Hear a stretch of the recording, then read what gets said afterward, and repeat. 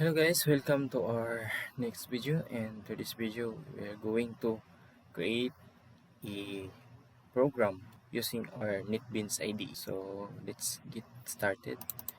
So open natin yung NetBeans. Hintayin lang natin mag-open. So ito po yung NetBeans IDE, ito po yung interface niya. So dito merong file, pwede natin i-click to mag-create ng bagong project. Ito pag open ng project, at ito yung pag-create ng bagong file. Dito makita natin edit, view, navigate, source, format, like that, then refactor, run, debug, profile, theme, tools, Windows helps.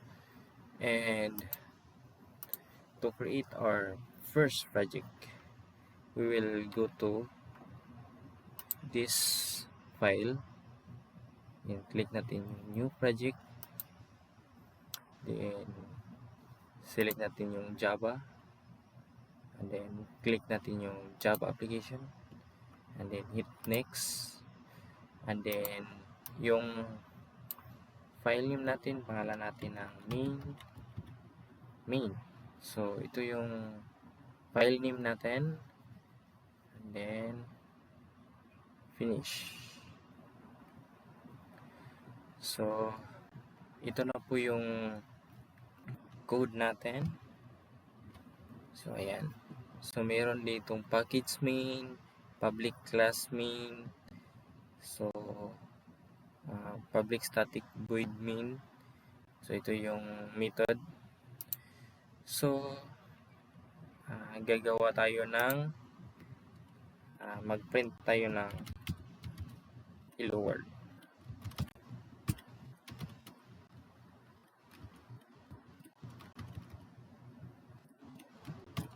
Dapat nakapaloob yan sa dalawang quotation. So pagkatapos natin type dito, click natin yung, pwede natin i-right click tapos run file, or i-click natin itong play button or run project. Hintayin lang natin, nag-run pa siya. So ayun, ito yung output niya, hello world. So bali pinalabas din, ito yung output. So kung ano yung nakalagay dito, ito yung lumalabas. So pag palitan natin ng VHF, so yan, pag run natin ulit, so ito po yung lumalabas. So ayan, so we have this main method. Ito po yung main method. This is required, no? And you will see it in every program, no? In Java program. So ito po yun, ito yan.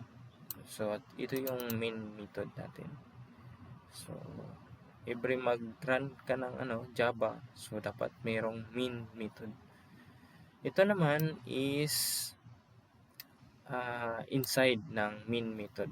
So, nakita nyo, ito ay inside ng dalawang curly brace.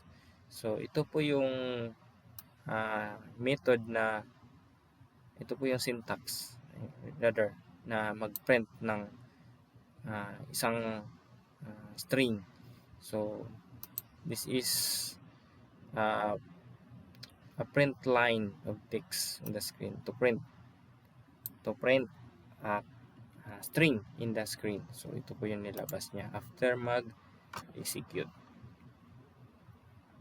So ayun, yung system naman is built-in Java class that contains useful members.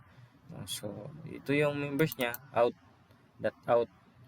So which is short for output. Out for output. Then ito naman yung print line is isang method siya na ibig sabihin niya ay short for print line. Print print ln, nakita nyo, print, tapos may ln line, new line, print line. So this is used to print a value to the screen or a file. So don't worry, no, kasi magagamit natin ito sa ating mga Java tutorial in this series. So wag natin kalimutan yung semicolon sa bawat linya ng ating code. So in Java, dapat mag end ng semicolon yung mga line of codes natin. So ayan, run natin ulit. Okay, palitan natin ng hello world. Run. Pwede natin i-right click natin yung file tapos run. Or pwede natin i-click yung control F6. Ito. Shift F6 pala. Shift F6. Shortcut. So ayan. So that's all for this video, guys, and I hope this is a way of learning, and thank you for watching. See you on the next video.